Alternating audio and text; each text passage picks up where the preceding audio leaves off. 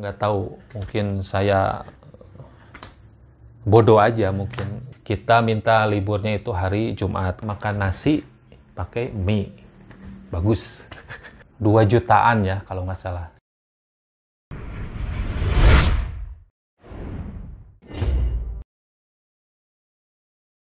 Assalamualaikum warahmatullahi wabarakatuh. Halo teman-teman semuanya, selamat datang kembali di channel Nir Project.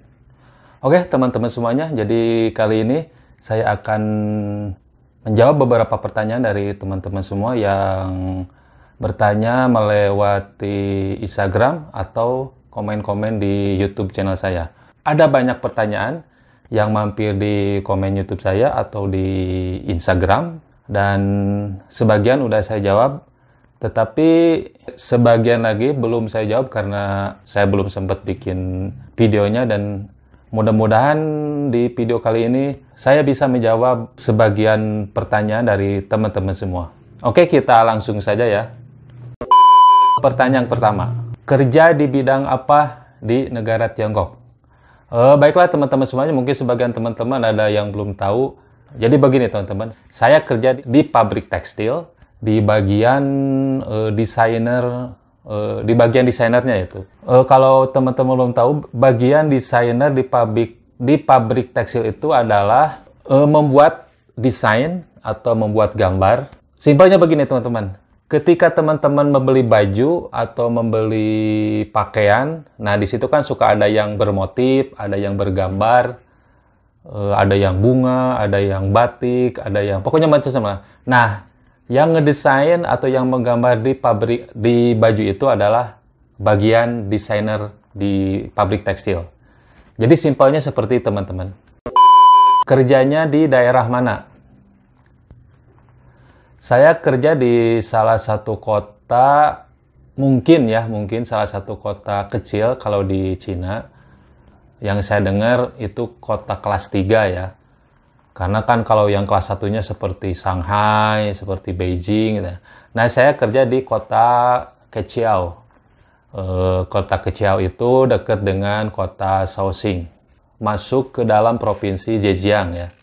Kota Keqiao itu kalau di Indonesia mungkin gede sih sebenarnya. Cuma kalau di Tiongkok itu masuknya kota kelas 3 gitu ya. Mudah-mudahan bisa menjawab. Resmi atau ilegal? Insya Allah resmi ya, karena saya sudah punya visa kerja, kemudian saya juga bisa bolak-balik pulang pergi ke Indonesia tanpa tanpa kendala gitu ya. Jadi semua itu diurusin oleh perusahaan, pengurusan visa, pokoknya dokumen-dokumen semuanya perusahaan yang ngurusin. Jadi saya dan teman-teman tinggal bekerja. Insya Allah legal, insya Allah tidak akan dideportasi. Kang orang mana? Saya orang Sunda asli ya. Ya, saya orang Sunda, saya berasal dari salah satu daerah di Kabupaten Bandung Barat, di Kecamatan Cikalongwetan. Tapi sekarang saya tinggal di daerah Cimahi ya, karena kebetulan saya punya tempat tinggal dan keluarga di Cimahi. Pakai agensi apa dan berapa biayanya? Begini teman-teman. Saya kadang suka bingung kalau ditanya pakai agensi apa. Karena yang saya tahu, saya pernah baca, pernah lihat teman-teman TKI yang ke Jepang atau ke Korea, biasanya ada semacam pelatihan dulu ya sebelum berangkat. Nah uniknya, kalau saya itu nggak tahu ya ini disebutnya agensi atau apa ya, karena begini sejarahnya. Singkatnya begini, tiba-tiba saya diajak oleh salah satu teman saya untuk kerja ke sana. Telah segala tes skill pekerjaan lah yang berhubungan dengan pekerjaan. Kemudian tiba-tiba si perusahaannya mengutus perwakilannya dari negara Cina datang ke sini. Kemudian kita briefing. Waktu itu kami bersepuluh ya. Kami akan ditempatkan di suatu perusahaan tekstil di daerah Zhejiang, provinsi Zhejiang di kota Keqiao. Kemudian dijelaskan bla bla bla bla bla, syarat-syarat apa pokoknya dijelaskan semua. Nah, saya nggak tahu itu masuknya agensi atau apa ya. Yang jelas, saya tidak mengeluarkan biaya sepeser pun, 1 rupiah pun. Saya tinggal menyiapkan diri saya, menyiapkan mental saya, menyiapkan skill yang berhubungan dengan pekerjaan saya. Kemudian tinggal terbang.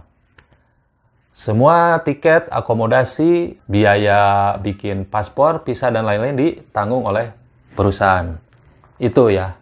Kalau nanya agensinya, saya nggak tahu itu agensi atau apa istilahnya ya. Itu.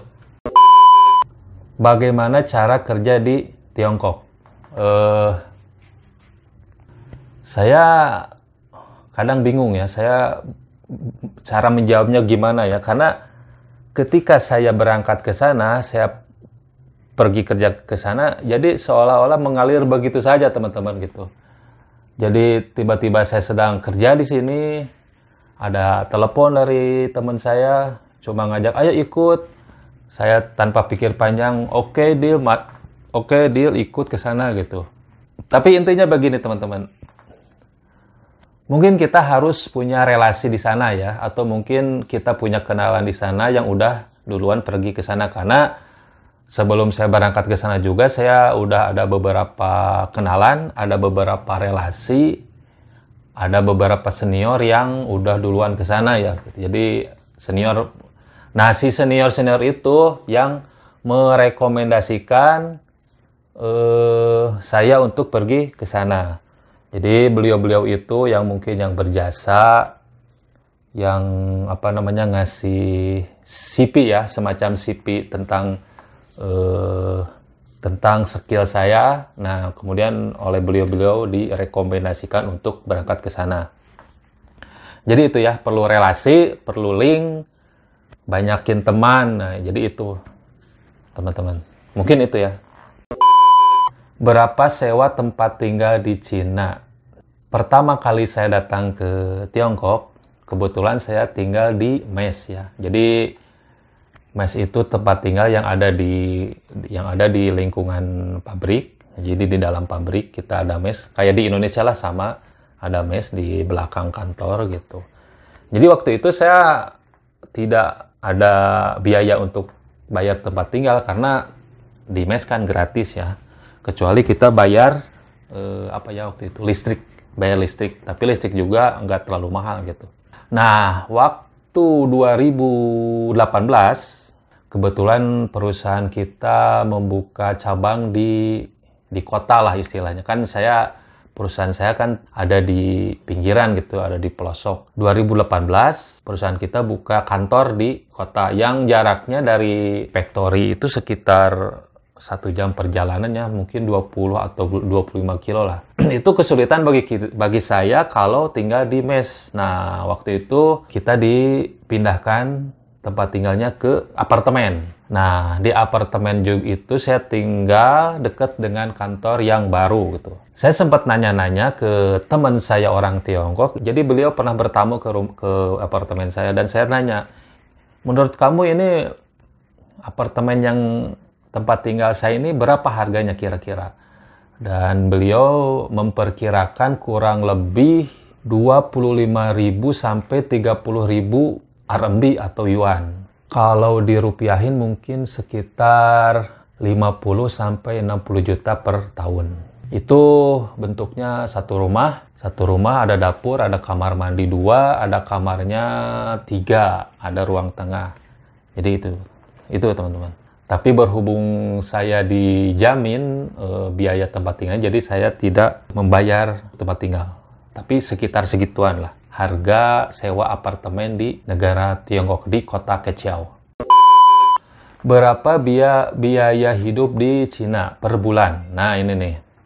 Mungkin itu berbeda-beda ya, tergantung orangnya. Tapi menurut saya tidak jauh berbeda dengan biaya hidup di negara kita, Indonesia. Karena pengalaman saya kan untuk makan ditanggung sama perusahaan ya. Jadi sehari makan 3 kali, sarapan, makan siang sama makan malam itu ditanggung.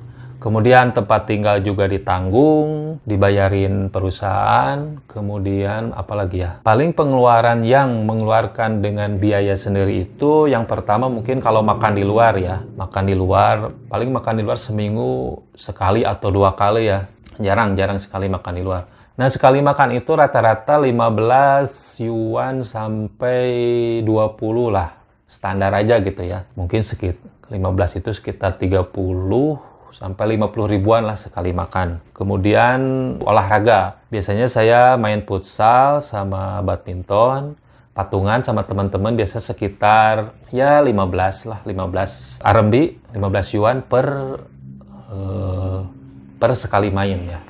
Sekitar 30 ribuan lebih lah. Terus biaya yang lain mungkin pulsa ya. Pulsa setiap bulan saya biasanya menghabiskan pulsa 100, terus enggak lebih dari 100. Ya, anggaplah 100 RMB atau sekitar 200 ribuan lebih untuk pulsa plus kuota itu ya. Karena di Tiongkok kan banyak sekali wifi, di taman ada wifi, di tempat kerja ada wifi, di bis juga ada wifi, jadi irit ya. Hemat kalau untuk urusan kuota. Kemudian belanja-belanja kayak keperluan mandi, kayak beli sepatu, beli baju, atau beli buah, atau ya jajan-jajan seperti biasalah. Pokoknya mah nggak terlalu berbeda dengan biaya hidup di Indonesia.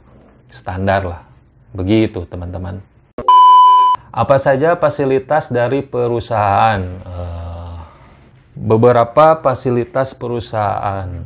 Yang pertama itu tempat tinggal. Otomatis itu tempat tinggal gratis. Yang kedua itu ada jemputan bis ya. Biasanya dulu waktu saya tinggal di mes, di perusahaan yang dekat pabriknya itu, kalau hari Jumat kan saya harus Jumatan. Nah, untuk pergi ke masjidnya kita perlu transportasi. Nah, si perusahaan menyediakan transportasi itu, mengantarnya dan menjemputnya gitu. Kemudian setiap hari raya Idul Fitri dan hari raya Idul Adha perusahaan memberikan jatah libur 2 hari, Idul Fitri 2 hari, Idul Adha 2 hari. Kemudian memberi fasilitas transportasi bis, karena kita kan, saya dan teman lumayan banyak yang kerja di perusahaan itu. Jadi dikasih bis sama uang saku untuk bertamasya atau piknik lah istilahnya ya. Jadi untuk hari Lebaran dan hari Raya Idul Adha kita dikasih libur, dikasih transportasi dan uang saku untuk pergi bertamasya kemanapun kita suka. Ya, ke daerah-daerah sekitar kota Keqiao, Provinsi Zhejiang lah. Dan itu merupakan fasilitas yang sangat saya suka. Karena kemana-mana saya bisa gratis dan bisa tidur di hotel. Kapan lagi tidur di hotel? Karena saya di Indonesia nggak pernah tidur di hotel. Terima kasih, bos. Kemudian makan 3 kali. Nah, itu untuk sehari-harinya kita dikasih makan 3 kali sehari. Sarapan, makan siang sarapan jam 7, kemudian makan siang jam 11, dan makan malam jam 5 sore selepas pulang dari kerja. Terus dikasih apa ya? Nah, ini setiap kamar ada wifi, dikasih wifi, ada fasilitas televisi, tempat tidur dan isi-isinya. Kemudian kita juga ada kantin yang terpisah dari orang-orang Tiongkok. Jadi di perusahaan itu kantinnya ada 2. Yang satu kantin kecil buat kita orang Indonesia khusus. Nah, yang satu lagi kantin besar yang khusus orang Tiongkoknya. Karena si bos juga tahu kita orang Muslim, jadi makanannya dijaga gitu ya. Takutnya kan ada makanan yang tercampur seperti baby atau mungkin daging-daging yang tidak biasa kita makan gitu. Jadi pokoknya dipisahin. Jadi sebisa mungkin kantin kita dipisah, dan bahan makanannya juga kita beli di toko Muslim yang punya label halal. Jadi si bos sudah tahu itu ya. Nah, fasilitas dari perusahaan selanjutnya adalah kita bisa pulang 4 bulan sekali. Nah, itu dulu ya sebelum zaman pandemi, sebelum ada datang pandemi, kita bisa pulang 4 bulan sekali. Jadi 4 bulan kerja di sana, kemudian pulang. Nah, kemudian kita kerja lagi di Indonesia, kerja 2 bulan. Berangkat lagi ke sana 4 bulan. Ya gitu aja, 42, 42, 42. Nah, tiketnya ditanggung semua oleh perusahaan. Terima kasih lagi, bos. Di sekitar pabrik juga kita dikasih fasilitas olahraga seperti basket, ada juga tenis meja, kemudian ada juga badminton. Untuk main bola atau sepak bola itu urusannya rada ribet karena lapangannya jauh. Jadi biasanya kita memanfaatkan halaman kantor untuk main bola. Walaupun lapangannya di beton, dicor, kalau jatuh lumayan sakit dan baret-baret, tapi karena hobi kita main bola ya kita mengkondisikan saja gitu. Ada juga lapangan futsal tapi harus ke kota dan bayar, teman-teman. Perusahaan juga memberikan tunjangan hari raya. Tunjangan hari raya pas hari Lebaran, kemudian tunjangan pas Imlek. Jadi kita dapat bonus ya tunjangan lah. Semacam ya dikasih bonus dan tunjangan di liburan Imlek dan hari raya Idul Fitri. Mungkin itu ya. Sebagai orang muslim, apakah bisa beribadah? Bisa. Sangat-sangat bisa. Karena sebelum kami memutuskan untuk kerja di sana, kita mengadakan nego-nego dulu, apakah karena kita muslim, apakah kita bisa sholat di waktu kerja, apakah kita bisa Jumatan, apakah kita bisa puasa di bulan puasa. Nah, jadi nego-nego itu udah deal. Jadi di tempat kerja kita disediain musola, ada tempat khusus untuk sholat. Ketika bulan puasa juga kita dikasih kesempatan untuk berpuasa. Kemudian juga untuk Jumatan kita dikasih fasilitas transportasi bis untuk pergi ke masjid di kota. Apakah ada restoran halal atau makanan halal? Beberapa tahun yang lalu, pas awal-awal saya datang ke Cina tahun 2010, masih belum banyak orang yang jual makanan halal ataupun restoran halal. Nah, 5 tahun belakangan ini, saya menemukan banyak sekali toko-toko online atau mungkin toko-toko offline yang menjual makanan halal yang asalnya dari negara-negara muslim di dunia ya, seperti dari Yaman, dari Turki, dari Malaysia, malah dari Indonesia juga ada. Kemudian dari mana ya? Pokoknya dari negara-negara Timur Tengah ada banyak produk-produk yang dijual di toko-toko online atau toko-toko offline. Nah, saya juga sempat beberapa kali menemukan produk-produk Indonesia yang halal yang dijual di supermarket di Tiongkok. Apakah ada demo karyawan di Cina? Sepanjang sepengetahuan saya, selama saya tinggal di negara Tiongkok, saya belum pernah menemukan. Saya belum pernah melihat ada demo apapun itu. Mau demo buruh, mau demo anak-anak sekolah, anak mahasiswa atau apalah, saya belum pernah menemukan atau melihat. Mungkin di kota lain ada, tapi saya belum pernah mendengar beritanya gitu. Bagaimana sikap orang Cina kepada para TKI? Pertanyaan yang sangat bagus. Mereka baik, mereka welcome. Apalagi kalau kita udah kenal, apalagi kalau kita udah akrab, mereka itu sangat-sangat baik. Mereka sangat terbuka untuk berteman, untuk berinteraksi dengan orang-orang seperti saya sebagai TKI di sana. Kecuali kalau mereka belum begitu kenal, belum begitu akrab, mereka akan nggak peduli gitu, lebih nggak peduli. Tapi kalau sudah kenal, sudah akrab, ya mereka sangat terbuka gitu. Malah mereka sering mengundang, ayo main ke rumah saya misalkan, atau ayo kita main bareng-bareng gitu. Kemudian kadang mereka juga ngasih makanan, ngasih apa, neraktir. Terus kadang kalau sudah akrab banget, mereka suka pesan sesuatu kalau kita mudik gitu. Misalkan saya mudik ya ke Indonesia, biasanya suka pesen. Nanti kalau pulang ke Indo bawa ini ya, bawa ini. Nah, saking kita sudah akrabnya. Pernah suatu kali saya pesenin bawa kopi luwak ya, kopi luwak. Jadi teman saya orang Tiongkok itu pesen, saya mau kopi luwak tapi dari Indonesia karena di Cina mahal katanya. Oke, saya beli dan saya bawa ke sana kasih buat dia. Nah, orang-orang Tiongkok itu, khususnya teman-teman saya orang Tiongkok yang di satu perusahaan itu sangat senang sama comring. Sama keripik, sama comring, sama apa lagi ya. Pokoknya makanan yang snack-snack yang asin, keripik pisang, keripik singkong, kemudian basreng. Nah, itu mereka sangat suka, sangat menyukai makanan itu, seperti itu.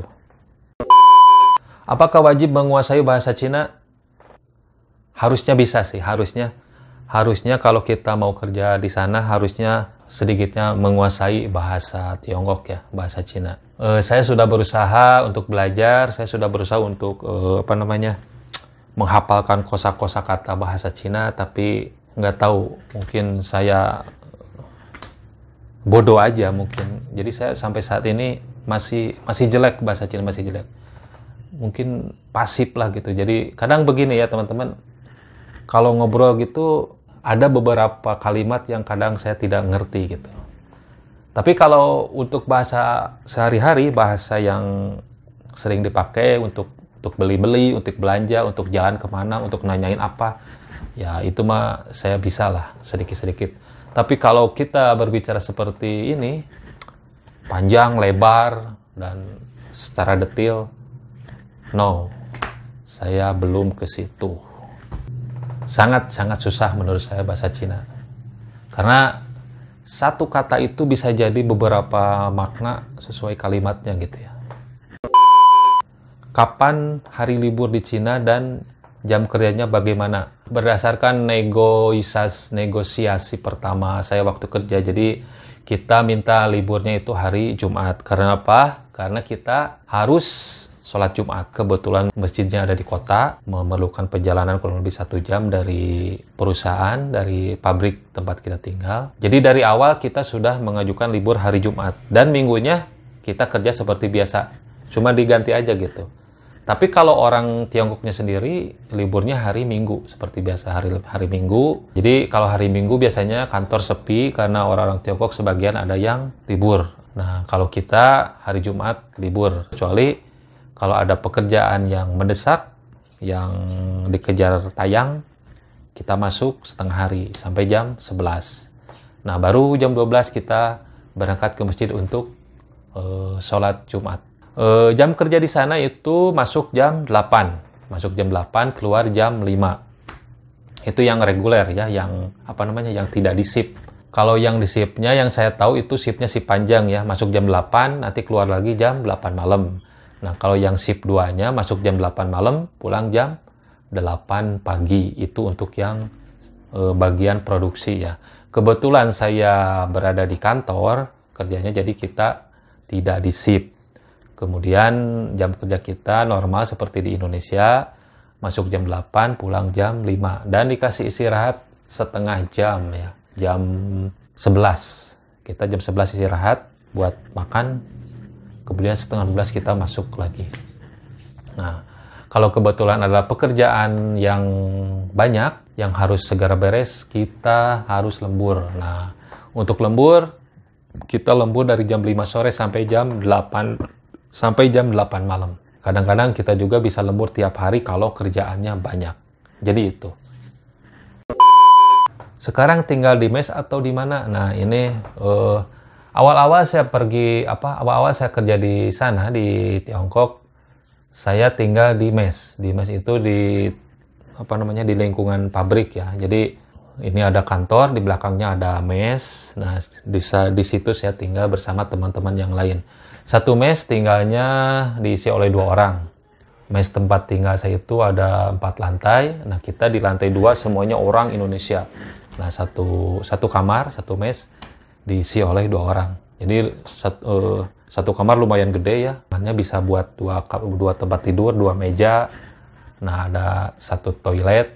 Nah, dapurnya atau kantinnya ada di bawah di lantai 1. Jadi kita makannya di kantin bareng-bareng. Kantinnya lumayan gede, isi 20-30 orang cukup lah. Begitu. Apakah ada nasi di sana? Ada. Karena makanan pokok orang Tiongkok itu sebagian daerah ada yang makan nasi. Tapi tidak setiap hari atau tidak setiap kali mereka makan nasi. Kalau kita kan pagi, siang, sore makan nasi. Nah, kalau orang Tiongkok itu biasanya makan nasi hanya 1 kali sehari. Kalau enggak siang, nanti pas makan malam atau sore ya. Nah, waktu-waktu makan yang lainnya biasanya mereka makan buah. Makan buah atau makan mie. Nah, makan mie. Jadi mungkin teman-teman banyak yang mie dari Cina itu sangat terkenal. Nah, bener banget. Jadi di sana banyak sekali gerai-gerai atau kios-kios mie. Dan mie di sana itu salah satu favorit makan Saya juga termasuk favorit makan mie di situ karena ada namanya Lancho Lamien. Nah, itu menjual makanan yang salah satunya adalah menunya mie dan sangat mantap, sangat lezat, sangat hoce. Nah, mungkin teman-teman sering lihat kenapa orang Tiongkok kurus-kurus. Mungkin salah satu alasannya karena mereka tidak terlalu banyak makan nasi ya. Kalau kita kan makan nasi pakai mie. Bagus. Buat perut jadi buncit. Ada yang ngamen enggak? Saya belum. Oh, pernah. Saya suatu kali pernah main ke tempat wisata ya. Saya pernah lihat orang yang ngamen bawa itu alat musik yang kayak rebab, yang kayak biola tapi gede itu. Apa namanya ya? Kalau di Sunda itu ada namanya rebab ya. Yang ngek-ngok, nah gitulah suaranya. Nah, dia itu yang ngamennya seorang kakek-kakek. Pokoknya ketika kalian nonton film-film Cina, biasanya ada yang suka main itu. Nah, seperti itulah, tidak jauh. Net. Atau ada juga topeng monyet ya. Saya pernah lihat di suatu kota ada pagelaran topeng monyet. Tapi berbeda dengan topeng monyet di kita ya. Kalau topeng monyet kan cuma 1 dan si monyet itu cuma kecil gitu. Terus dia melakukan hal-hal yang lucu gitu ya. Naik sepeda, pakai baju, bawa senjata, apa jungkir-jungkir. Nah, kalau di sana itu enggak. Jadi si topeng monyetnya itu gede-gede ya teman-teman. Mungkin gede lah pokoknya, monyetnya jangkung gitu ya. Tidak seperti topeng-topeng monyet yang ada di kita. Gede. Kemudian si monyetnya banyak. Ada 5-6. Nah, si monyet itu beratraksi, loncat-loncat gimana gitu ya. Mungkin karena beda selera joknya beda mungkinnya saya dan orang-orang sana. Oh, oke, teman-teman, jadi itu saja Q&A, tanya jawab. Mudah-mudahan jawaban yang saya berikan untuk teman-teman tidak memuaskan Anda sehingga Anda bertanya lagi dan saya akan bikin konten lagi. Jadi ini banyak sekali pertanyaan dan saya gabung-gabung aja yang mirip-mirip ya. Saya gabung-gabung. Mudah-mudahan Anda tetap setia dengan channel ini. Terima kasih yang sudah subscribe sehingga saya sekarang sudah menjadi 16.000 subscribe. Semoga teman-teman selalu sehat. Semoga teman-teman selalu penasaran dengan konten-konten saya sehingga kemudian Anda bertanya lagi dan saya akan menjawab lagi dan saya akan buat konten lagi sehingga konten saya menjadi banyak dan banyak. Oke, semoga Anda sehat. Semoga Anda terhibur. Assalamualaikum warahmatullahi wabarakatuh.